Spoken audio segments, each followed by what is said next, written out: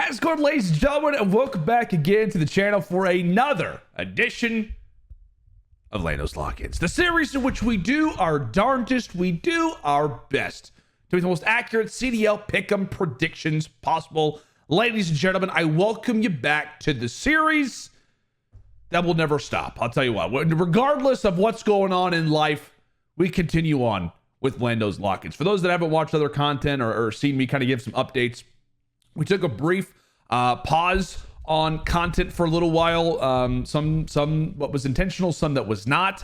I had to move across the country. I say I have to. I wanted to, obviously. But no, I was moving across the country. Then after that, we instantly got back into CDL matches. And then 2 days after CDL matches were done, then we went to Boston. All blessings. But still, nonetheless, it has made it a little difficult to record LandO's Lock-Ins. However, we're here. We're in the new office. As you can see, we're still under construction a bit. We got some boxes, some things just scattered all over the place, but that is not going to hold us back, right? It is a work in progress. At some point, I will have some updates for you guys when it comes down to maybe having a setup tour, all that stuff. Eager to obviously have that content for you guys coming up soon, but I do apologize for the brief pause in content. LandO's Lock-Ins, it's seen, it's last year we went perfect. We had every single upload. This year it's not been the case, but that is all right. I'm just excited to be back. Really excited for Major 3, given all of the interesting roster changes that we've seen, some expected, some not. If you have not got the chance to do so already, I'm throwing my pin at you. Make sure to go ahead and check out LandO's tiers, where we went over each and every single CDL team, talked about where I have them ranked. Highly suggest that you go and check that out. All right, let's go ahead and see it. Our slate of matches, our slate of 10, moving into the first week of Major number 3. It's crazy that we're already in Major 3, by the way.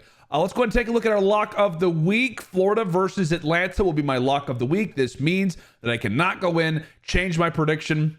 You will not see me do that. It will read the same thing as it does moving into next week. We'll see if we can maintain being perfect on it, and I feel pretty good about it. I think we all know the reason why that could be the case, but, again, one of the predictions that I'm going to use double points for, the double boost points for now here on Lock-Ins. Or for pickups, excuse me. So obviously excited for that, but let's go ahead and jump in, right? Let's just jump straight on into our very first matchup of week number 1, and it is double points. So we got to be perfect off the start. And that is going to be the Vegas Legion taking on the LA Thieves. We'll go and pull up the fan predictions for this one. Not a surprise, right? Not a surprise to see the heavy amount of support behind the Thieves to walk away with this opening series. They are off of one of the crazier elimination bracket runs that we've seen in a while. It's just something about the Thieves. They know how to do it. When the going gets tough, those guys just dig their heels in and see tons of success. So another wild run for the Thieves. A 15-1 map record en route to the finals after losing their opening series to OPTIC Texas. We know that they would fall in that final to the Atlanta phase, but still, we had some questions. We had some doubts. If they don't have a great performance, are they going to stay together? They absolutely are. They are without question. No spoilers when it comes down to my tier list, but one of the 2 best teams in the game, and it is not close. On the other side for Vegas, not a great performance, right, overall at Major 2. High expectations, high hopes for the team, given that, we talked about their online struggles, how they're not in a facility. On land, at least at Major 1, they look better than they did online. When it came down to Major 2, not at all the case. We see that they've made a roster change. They brought in 2 real and for pro loot. Some speculation, some questions about, could TJ maybe be out of the lineup as well? And they decided to go ahead and bring in 2 real. Saw him last year with the Florida Mutineers. Didn't have a good run with them. However, I think it was more of being a product of that environment. Vegas Legion, not in a great spot either when we talk about, just in general, the standings. When we talk about their respawn performance. I don't have the records off the top of my head, but they're like 4-15 or 4-16 in control. They're 10-20 in hardpoint. S&D is solid, but the respawns need some work. We'll see if 2 real can be that much of a difference to try to turn the tide a bit. Now, I'll be honest with you guys. My prediction is going to be going with the fan vote here. There's no surprise on that. You guys know that I was high on the Thieves pretty much coming into Major 2.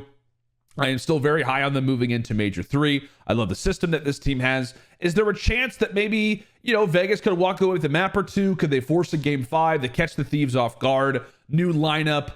Maybe they improved that much a little bit. Respawn that could get them over the edge a little bit. for sure. It's the Thieves online. A lot of things to consider with that. But I am going to give the LA Thieves the victory here. I think I am going to go with the 3-1. I'd love to go with the 3-0, considering that I feel like the Thieves have looked much better in Search Destroy. At least when it came down to that losers bracket run, they were fantastic at it until they ran into the best S&D team in the game in the Atlanta FaZe. However, it just feels like a good prediction. I mean, if you're debating on 3-0 versus 3-1, I think that you can't really go wrong with either prediction. However, the reason why I go for 3-1 is that LA Thieves, they are coming off of a big weekend, of matches, trying to get back in the swing of things, scrimmages. You haven't played COD in a little while. So I think there is that element to it. It is a new lineup for Vegas. It's a motivated Vegas to try to change things up. 2Real could be a great and impactful player for them. Also, Search Destroy, there's always a chance that Vegas can win an S&D versus any team in the league. So with that being the case, I will stick with 3-1. Feel good about it. My only debate is on if I should go for a 3-0 sweep. And oftentimes I do not go for the sweeps when I should. Let us move on now to our next matchup, the Minnesota Rocker versus the New York Subliners. Also, very excited for this game, one of my more anticipated matchups of week number 1.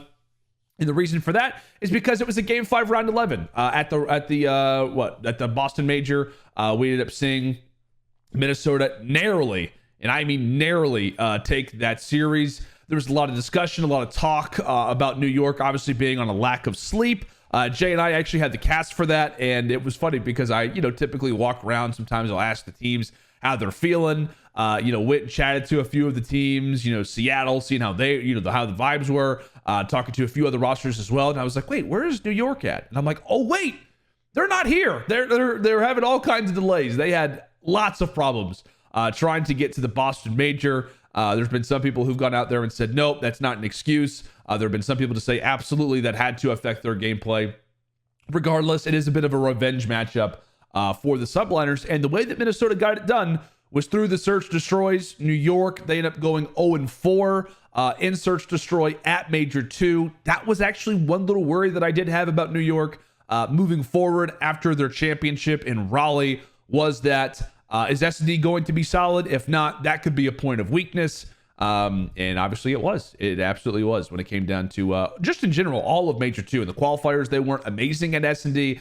And then obviously at Major 2, they didn't win a single one. So with that being the case, how does it play out now, right? Is Minnesota going to be just as strong? Or New York going to be playing, with the point to prove? There were definitely some stories about both of these teams, right? Minnesota has the top 3 finish. Bance played unbelievable. Cammy still seems to be somewhat uncomfortable right now. Can Bance maintain that level? Or if he doesn't, can Cammy come up that little bit just to make sure that the slang or just in general, the positivity for Rocker can continue forward? That is a big emphasis. To me, really, when it comes down to this series, I'm looking at the way that it went last time, right? It was New York that started off with the dub and the hard point. Minnesota won 2 and 3. The biggest point is that Minnesota got to play El Asilo control. And that is something that I'm looking to see a lot of teams ban against them moving forward. El Asilo control is by far their favorite and their best control. Does New York get rid of it here?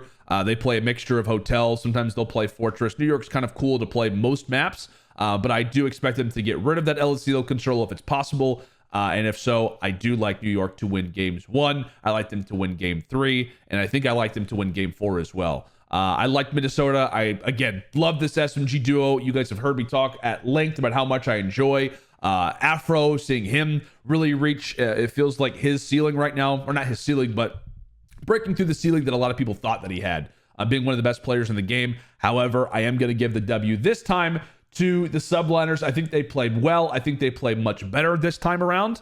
And I think that we just see the Subliners kind of have a prove it series where it's like you're instantly facing off against the Rocker, who are off of a great placement. You have basically a team that finished 3rd versus a team that finished 8th. But I do like New York here. I actually forgot to pull up the fan poll. We'll take a look at it for a moment. 65-34. I think that's fair. I think that's a fair, fan prediction, giving a little bit of respect to Minnesota, but also at the same time recognizing that New York, they are those guys from time to time. So we'll go and jump into our final matchup of day number 1. This is, to me, the matchup to watch. If you got to base your schedule on day number 1 on one of these games, to me, it is the last one of the day that I would highlight the most. Boston Breach taking on the Toronto Ultra. And this is interesting. So you've got a lot of people back in the Ultra Boys here. Boston, as we know, just came off of the roster change for Methods. Obviously, he retires. They brought in Beans from Challengers, previously on their academy team.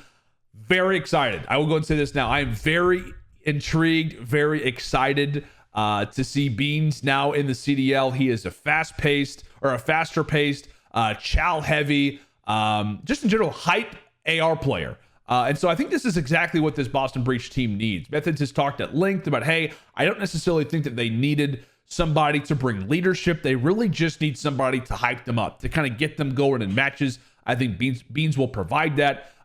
He and Big Wake together could absolutely have the chance of being one of the most talented, one of the most, I guess talented would be the right word, AR combos that we've got in the league, alongside like the Thieves and New York, OPTIC Texas, Toronto even. So this will be a fun matchup to see how they face off against another very talented AR line.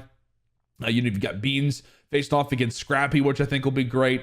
This is the first matchup between both of these two teams so far throughout this season, so you don't have a whole lot of VOD. You're kind of coming into this, facing off against some fresh faces as well. The other thing, really, for Toronto, I know we talked a lot about Boston. Obviously, it's easier to discuss them right now given the current circumstances. But another interesting thing for Toronto is that there are people who are starting to have questions about the Ultra. They do get eliminated out of Major 2, losing 2 dominant series. They get 3-0 bopped by the Thieves. They get 3-0 bopped by the Atlanta FaZe. There are people who have the questions, right? Can Toronto Ultra be an elite team? Like, can they be, not only can they be good, but can they be great? Can they actually reach the S tier? Because we saw moments of greatness to kick off the season. They had some big W's. Pretty sure they beat the Atlanta FaZe at the start of the year. They beat OPTIC Texas on LAN 3-0. They had so many big victories early on. It feels like the momentum has slowed down a bit. And now you wonder, can they maintain, or rather, are they going to maintain, or can they actually break through to the next level? So you do have some questions about Toronto moving into this qualifier, moving into to these 5 matches online. Now, I'll be honest with you guys. I'm actually going to go against the grain on this one. Again, I'm very excited to see Boston. I'm still very high on the Ultra, but I am going to give Boston the edge in this series. Not necessarily the edge. I think Toronto are obviously favorites, but I think that Breach, they're coming out with a new look. I think Beans is going to be out there slaying well. I think he and Big Wake are going to be a wonderful, wonderful duo to watch together. I think that Breach are definitely in a great spot to potentially be on the rise. Again, you have 2 very talented AR combos facing off against each other. You also have some unbelievably gifted and at times very fast-paced SMGs that are taking on each other as well. And so I just think that Boston catch them off guard. Toronto is a team that can be scary in pretty much every game mode. And I am going with Boston in a game 5, that of which they have yet to win a game 5 this season. I think Beans in his opening matchup gets Breach the ice. I think that it happens. I'm excited to see this game. I hope that it goes the distance, but very eager, as I said, to see Beans, his next steps in making it into the CDL. It's going to be a blast. It's going to be fun to watch. Let's go ahead and jump into our next game, that is Boston again facing off against the London Royal Ravens. I talked about it. Obviously, we already discussed Boston, but I talked about it, right? I'm frustrated. Why are we not hearing any rumors about the London Royal Ravens? Why are we not hearing any trade talks? Why are we not hearing any conversations about where certain players could be going, certain players that are being added to the team?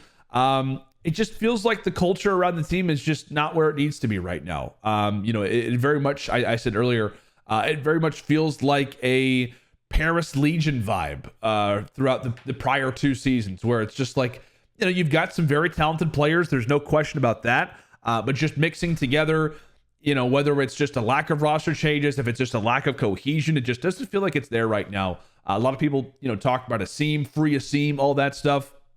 It just makes you hurt, man, because I want to see the Ravens be better. They're, one of the more fun franchises that we've got in the league, a huge fan base, obviously, in Europe, and they're just not playing well. They obviously have that top 12 finish at the major number 2. They face off against New York, which is a shame because you're facing off against those guys off of their quick loss, so they're going to come in motivated and whatnot. But I don't know. For London, we know that they obviously have the chance to win some hard points. S&D, feels like it's up in the air. Control, they have just not been great at lately. I'm looking here.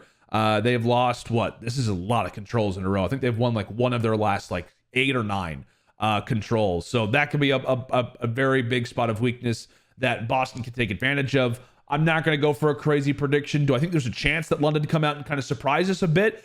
Definitely, but I think Boston, right, you're coming off of a series. Your biggest question mark about Breach maybe coming into this matchup versus the Ravens is whether or not with the new lineup, if they're going to be in a good state, if they are trying to work out a few kinks and stuff like that, can they be in a good position? And I think off of the win that I have versus Toronto, I definitely think they come into this game and take down the London Royal Ravens. I'm going to say it's going to be a 3-1. Actually, you know what? I'm going to go 3-0. I'm big and confident about the Boston Breach moving into week number 1. So I'm going to give them a dub versus Toronto, a dub versus London, and from there, the boys are rolling 2-0 to kick off major number 3. So with that, let us move on to our lock of the week. Before we show that, let's go and see the dramatic fan predictions on this series. 96.7 to 3.3%. Now, I can't say that I am going to go the opposite direction of that. However, 3%, that's it. You got to give Atlanta their props, though. You really do. Like, these guys are our Major 2 champions. It feels like we've already forgotten all the woes of last season. Like, oh my gosh, the mental hurdle of getting over second place. Are they going to be able to do it? It's like you almost set up the storyline moving into the final versus LAT. Like, are they really going to do? And it's like, but by the time that you answer the question, it was like, oh yeah, Atlanta, they're back. That's it. It almost like made you, as someone who loves stories, it kind of ticked me off a little bit that it wasn't more of a, a crazy story or more of an emotional moment and whatnot. Yeah, Atlanta just came out. They handled business. They looked great. Without question, the best search and destroy team that we have in the game. I mentioned this in LandO's tiers. They are like 16-1 or 17-1 in LAN search and destroy this season. That's absurd. Like, their KDs are wild. Slasher's at like a 1, but the rest of the team are at like 1.2s, 1.3s. Abizi is untouched in First Bloods and Search Destroy. To have that high of a KD, yet to be involved in that many First Blood engagements is wild. They're just in such a wonderful state right now. There is no doubt that you have to be very excited about Atlanta FaZe moving into the Major 3 qualifiers. I guess you're excited if you're a fan. You're actually probably very terrified if you're not an Atlanta FaZe fan, considering how great that those guys looked. They had their close moments, right? They had that Game 5 Round 11 versus Minnesota, but ultimately didn't have to win hard points, right? They didn't have to win hard points in order to get the job done in the finals. On the other side for Florida, tons of moves made, right? You bring back Brack, which is obviously the right move. But you've seen Major, Maniac, and Dave Patty released. Vehicle's gone to the bench. And then officially, they have brought in Fellow and Capsule. I know I'm referencing this a ton, but I did talk at length about the Florida Mutineers. I am a fan of this roster change. I think the Capsule is a huge W to add to this team. I feel like he's a playmaker. He's also going to help them in Search and Destroy, which again, I feel like Capsule and Fellow kind of go hand in hand, because not only is Capsule a playmaker, he obviously has those pop-off moments and respawns that we know that we saw him do last season for Boston Breach at times. But it also works well with Fellow, because I feel like Fellow will bring, it'll kind of refocus the team. Like, I feel like Fellow is just such a great, I guess like almost like a captain or a veteran voice to a team. We know that he's been just constantly seeing success in challengers. I think that he'll make an incredible coach one day whenever he decides to hang up the sticks. But I do think that with this Florida team, who I think is lacking a bit of direction, he will be able to focus them. And I think that he'll get them in a good spot to where Florida will be able to hone in on or focus in on what their strengths are. We know that it comes from Search Destroy, and it's going to come from, can they win respawns? Can they be the 2-3-5 NYSL type of roster? Are they going to focus more on hard points? I just feel like the direction of where the team goes is in a good spot when Fellow's at the helm of it. And I think by bringing in Capsule, Fellow as well, it's only going to make them just as good, if not even better, in Search Destroy. So that is something that if you're Atlanta, you're going to have to be, focused on. The problem is that I feel like this is a horrible matchup for the Mutineers, right? I feel like this is a horrible matchup for Florida, given the fact that, you know, on occasion, Florida can win a hard point, but their hard point is not great at all. They're one of the worst hard point teams in the game. Search Destroy, that's where they see success. The problem is that you're facing off against the best Search Destroy team. You're also facing off against a team that is just unreal at times in control. And then for Florida, I'm looking at their controls lately.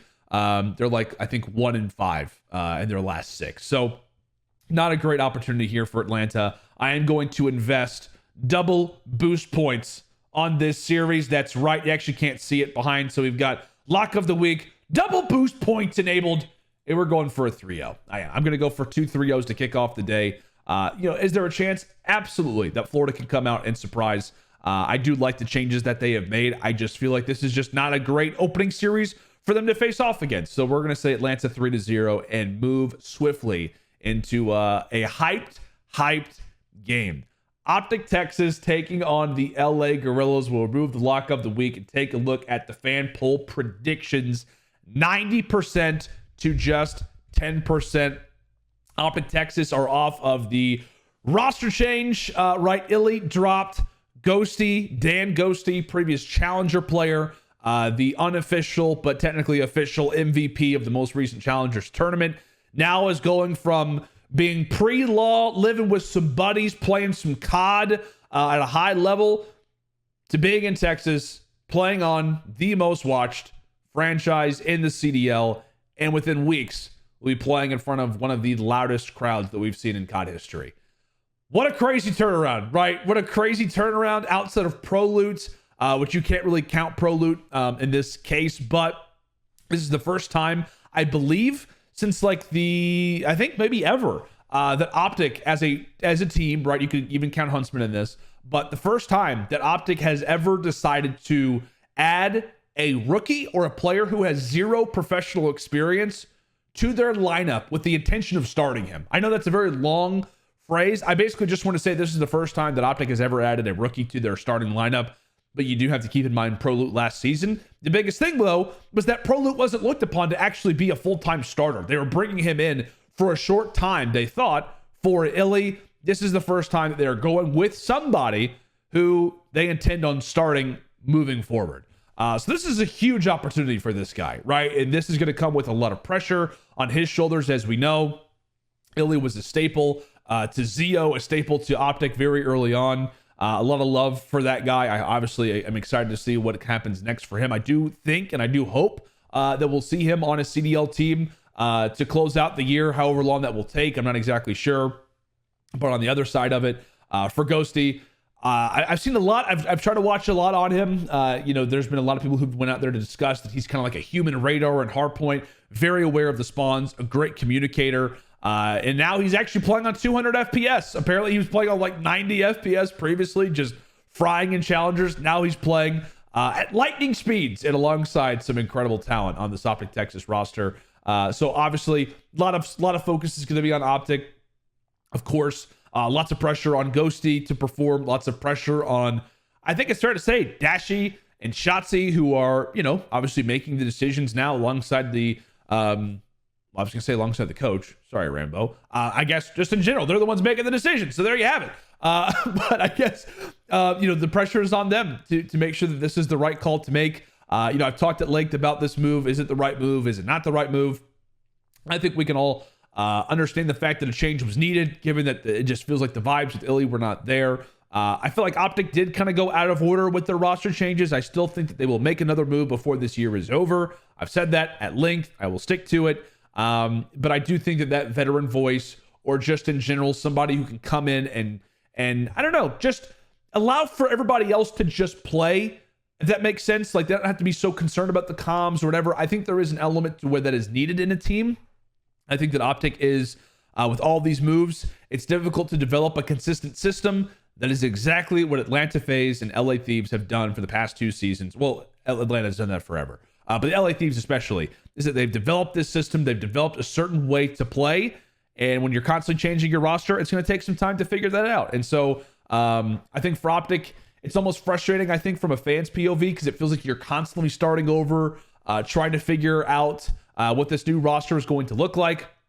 And then another move hits, and then another move hits, and then another move hits. So lots of turmoil, lots of drama going on with Optic Texas, but we'll see if they can right the ship this time around. And then face off against the LA Guerrillas, who did not make a roster change. On the flip side of it, there were some people who speculated that they could.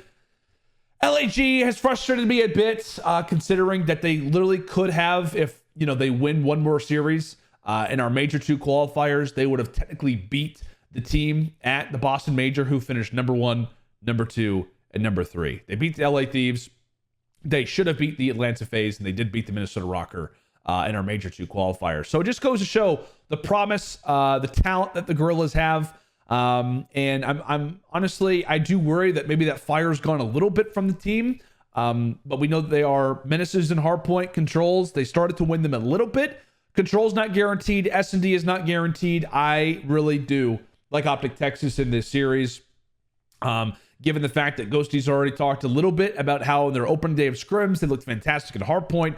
We know that this team in general is going to see a lot of success in Search Destroy. Granted, you are losing the best sniper in the game in Illy. However, Ghosty, I believe, is going to pick up that role. He's also a very talented sniper, so we'll see how he can adapt. But I do think that Optic come out and they do win this series in a 3-1. I think that Optic looks solid in this game. I think that there's a chance that LAG could come out, win the opening hard point, or maybe, just put up a good performance in the Search Destroy and or the Control. It's a new Optic Texas team, but I think they come out, get their opening series victory, and it's not an easy qualifier, by the way, for Optic Texas. They have got some very, very difficult games left up ahead on their schedule, which I'll go ahead and pull that up, and we can talk about it for just a second before we transition into the next game.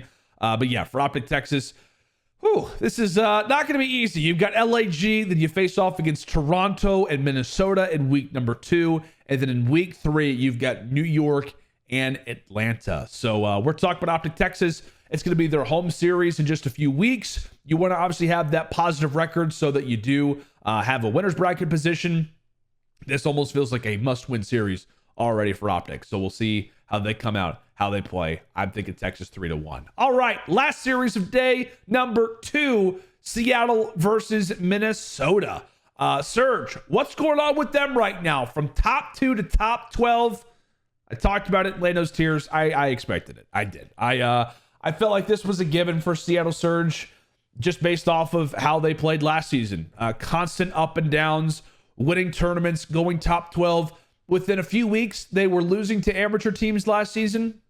They were losing to Fire. They were losing to Silly at the Pro-Am. And within weeks, they were holding the trophy at Major 3. And then within weeks again, they were finishing top 12. And then within weeks of that, they finished top 3 at Champs. And then you get my point.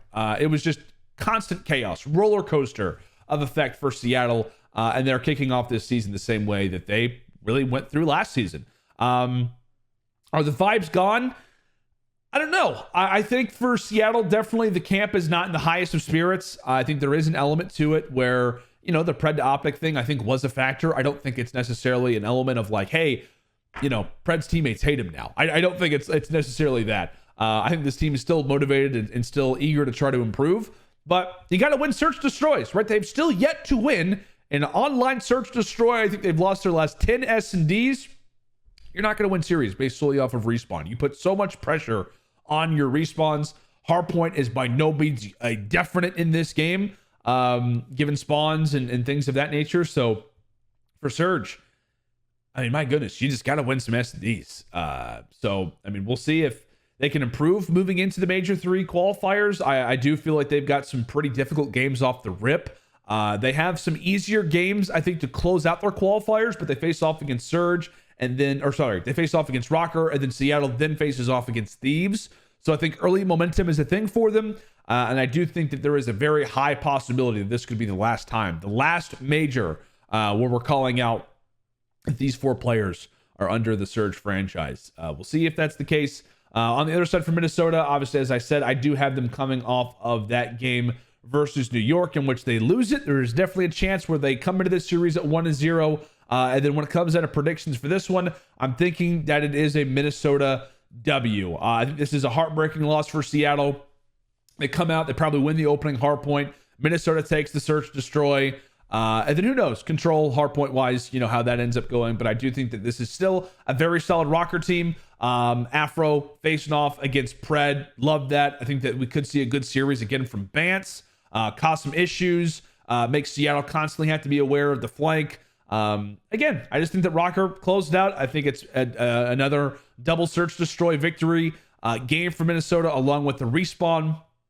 Rocker gets it done in game 5. Seattle start off major 3 with an unfortunate loss and maybe one that breaks the spirits already. I don't know. I really do question where Seattle's vibe is for the moment. Let's jump in now to Sunday, our final 3 games. It is the New York Subliners taking on Florida.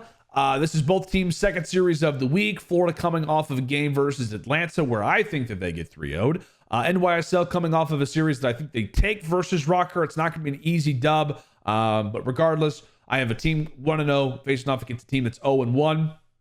If you are looking at series records so far throughout this year, these teams have played twice. New York has taken it both times and both times in a 3-1. So if you are looking at your own predictions and thinking, hey, how could this one go? There is your series history. Let's jump into the fan poll. 91 to 8%. People hate the Mutineers, I guess. Everybody hates Florida right now. They have a 3% chance in their first series versus Atlanta. Now they have an 8% chance, or 9% chance versus New York. It's just a tough draw. It really is for Florida. Again, I feel like they've made the right moves. They have made the right decisions when it comes down to this roster against the New York Subliners, where again, I feel like New York's going to come into this qualifier playing very well. They are still, to me, one of the top teams in the game. Now, I say that. Do I go for another upset? Because I've talked about how Florida is a team that coming into these qualifiers is going to be focused on what they need to improve on, right? Search, destroy, or not improve on, but kind of hone their game in on.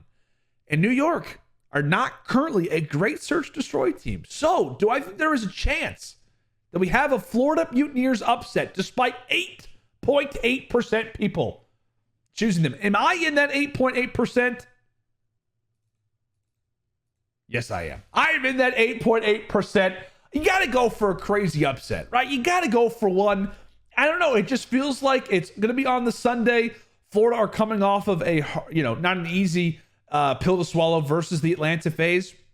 It just feels like the Florida Mutineers to go from getting smacked to facing off against New York and catching a dub.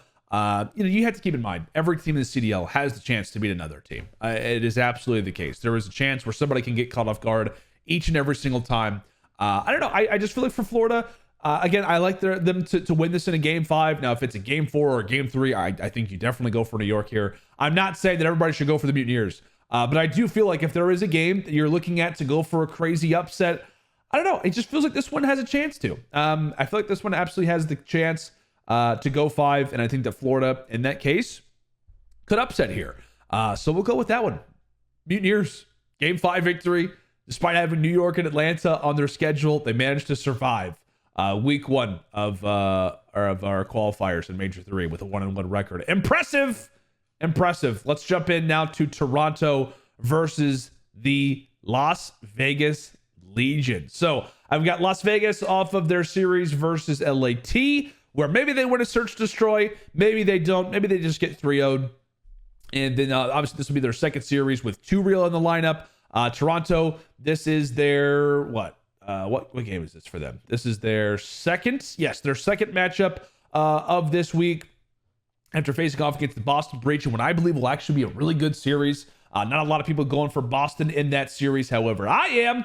Another upset when it comes down to this week. But Toronto versus Vegas, a lot of people again just really like Ultra, understandably so. I think there is a chance where you could see a decent game, right, come out of Vegas Legion. As we said, a team that is making moves to try and improve their respawns. We know that they can be great. They can be fantastic in Search Destroy, but they've got to bring it when it comes down to the respawns.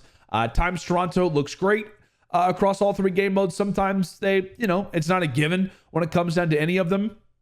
But I do think if you do see Vegas contest this series, it's going to be through the hard points. They're going to have to try to win a hard point here or there.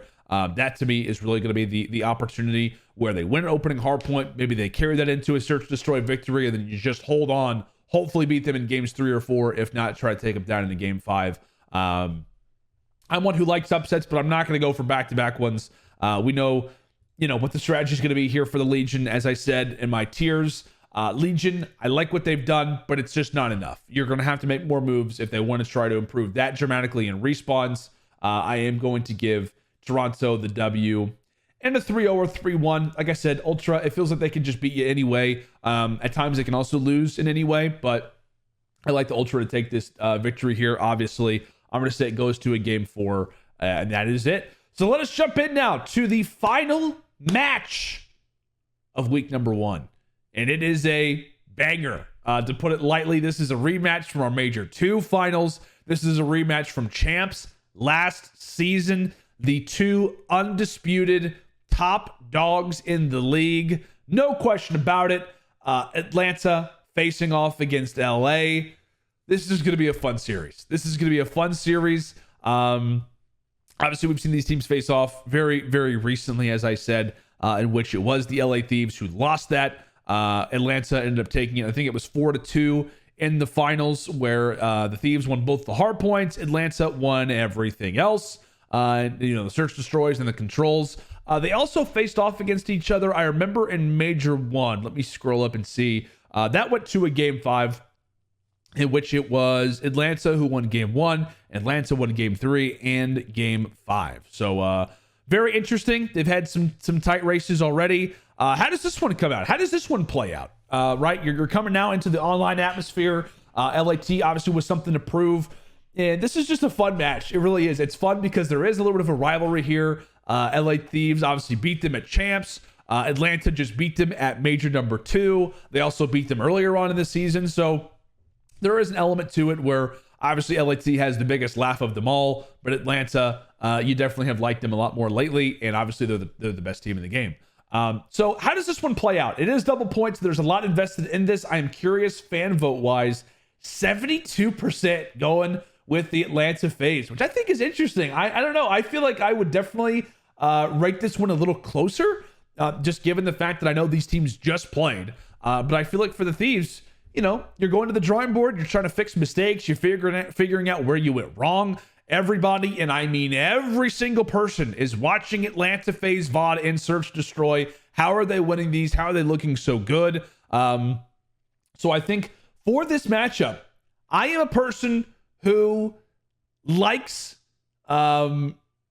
typically going for whenever a match has happened not long ago and then those teams instantly face off. If it's usually pretty close, I actually like to go for the team that lost, because I feel like that team oftentimes is figuring out what went wrong, where do we make mistakes. As long as we improve upon that, we should win. And so I think for the Thieves, they're a team that is so methodical when it comes down to their decision making. They are constantly trying to figure out mistakes. I think that I go for the LA Thieves, and I think that the LA Thieves take it into game 5. I think this one goes the distance. I think that it is a very, very tight-knit race all the way through. I think there's going to be some crazy moments, some wild situations that end up happening. But I think that the Thieves get a chance to prove that this is not just Atlanta FaZe, who are clear-cut number 1. This is a 2-horse race. This is, 2 teams who are at the top and absolutely are going to be contending for championships throughout the rest of this year. So yeah, that's the way that I'm going with it. There's not really too much you could take from it. Like, obviously we can discuss, obviously Atlanta FaZe, they should win the Search Destroys. LA Thieves, they should win the hard points. Who's going to win the control? Like, that's kind of basic convo. And that kind of leads us to control probably being the deciding factor of this series. But nonetheless, that is the way that I've got this one going. So we're going to go ahead and click save on the predictions, lock them in, and we'll see, like I said, if we can go ahead and get the record for right now up to 60. I'd love to finish 8-2 this week after all the crazy roster changes that have happened, but nothing is guaranteed in this league. That is absolutely the case. I'll go ahead and show you guys again the lock of the week. We went for Atlanta to beat the Florida Mutineers. Again, feels like a given. Invested double points. Make sure, by the way, if you guys haven't done so already, invest those double points. You have the chance. You have the ability to do it. All you have to do is just click on that little fire emoji at the very top, and I think you get 2 boosts for every single major qualifier. So you've got 3 weeks. You can use 2 of them whenever you'd like. You can even use them on the same week if you want. And obviously, like I said, I decided to invest that in my lock of the week, Atlanta versus Florida, 3-0. It basically adds double points, and I just feel very confident in that prediction, much like a lot of you guys did. 3%. Okay, that's going to do it, ladies and gentlemen, for this episode of LandO's Lock-Ins. Thank you guys so much for tuning in. Again, I always appreciate the support. The love that you guys show in the comments is amazing, and I just enjoy so much sitting here talking COD, going in depth with some of our matchups. I will say that I've got a lot of games coming up this qualifier. Lots of very interesting games. We got our schedule pretty early on, and I'm very excited with the games that Jay and I are going to have on cast for you guys. So it's going to be a blast. Make sure to stay tuned. Some fun content coming. I won't give anything away, but I am excited to show you guys some behind-the-scenes stuff. I'll just go ahead and put it that way. But thank you guys so much for checking in LandO's Lock-Ins. Make sure to put in the comments what your predictions are. Do you agree with certain picks that I made? Do you disagree? I'm going for some wild ones. I'm going for some wild ones this week, but also at the same time, going with what I feel confident with. But like I said, guys, you guys are always incredible. Put your thoughts down in the comments below, and I'll see you guys back here for another edition of LandO's Lock-Ins next week. We'll see you back on the channel very soon.